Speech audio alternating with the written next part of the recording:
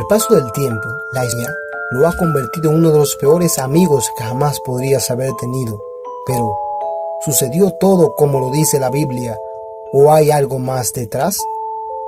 Judas Iscariotes es famoso por ser el discípulo de Jesús que lo traicionó a cambio de 30 monedas de plata. En Semana Santa, su nombre vuelve a la actualidad e incluso aparece en algunas de las muchas procesiones que se presentan como escena en el paso del prendimiento. A pesar de su mala fama bíblica, poco se sabe de ese personaje histórico, y es cierto que a nadie nos gustaría que nos dijesen algo como: eres más famoso que Judas. Su historia es tan poco clara que, si bien muchos expertos creen que sí existió, algunos historiadores tienen claro que es ficticio.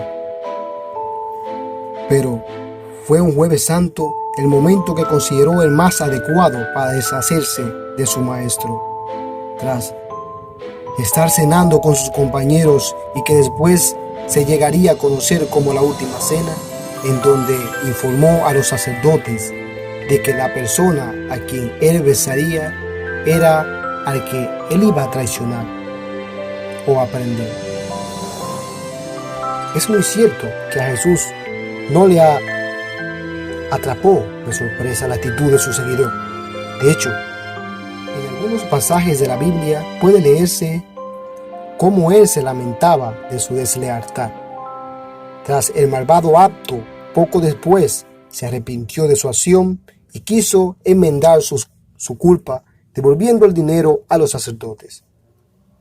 Sin embargo, el cargo de conciencia era tal que los textos sagrados narran cómo prefirió ahorcarse colgándose de un árbol antes que arrastrar su delito a lo largo de los años. Nadie ha logrado encontrar ninguna fuente de Judas, independientemente de las narraciones del Nuevo Testamento, por lo que muchos expertos reputados continúan sin creer en su realidad histórica. Susan Guba, profesora emérita de inglés en la Universidad de Idioma, explica en su libro Judas: los relatos de este personaje que se conservan en la Biblia se encuentran en los evangelios de Marcos, Mateo, Lucas y San Juan, así como los hechos de los apóstoles, y no dicen dónde o cuándo nació. Además, describen diferentes versiones de cómo murió.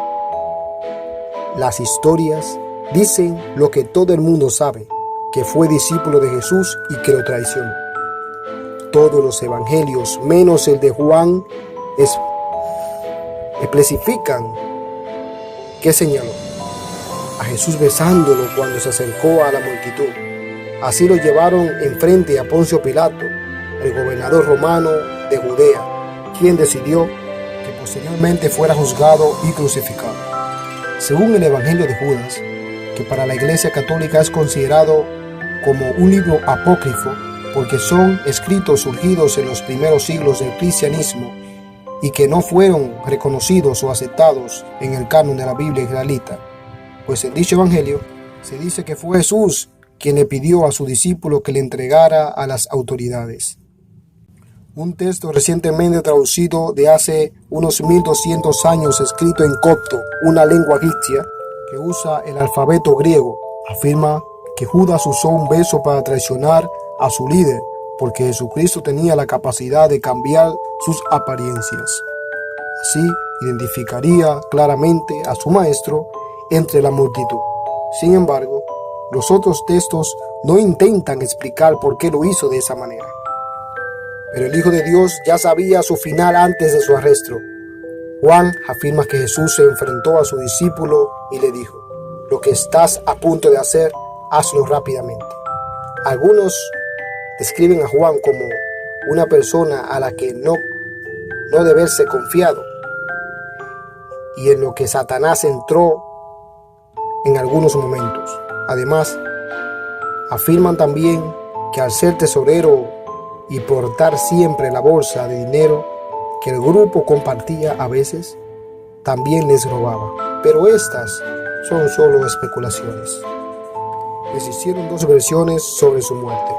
Entonces Judas El que la había entregado, viendo que era condenado, devolvió arrepentido las 30 piezas de plata a los principales sacerdotes y a los ancianos, diciendo: yo he pecado entregando sangre inocente.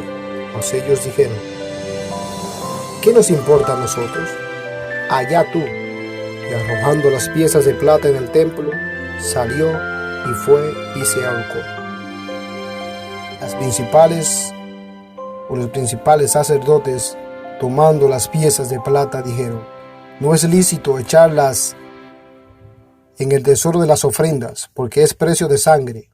Y después de consultar, compraron con ellas el campo del alfarero para sepultar los extranjeros. Por lo cual aquel campo se llama hasta el día de hoy campo de sangre, y puede leerse en Mateo 27, 3, 8.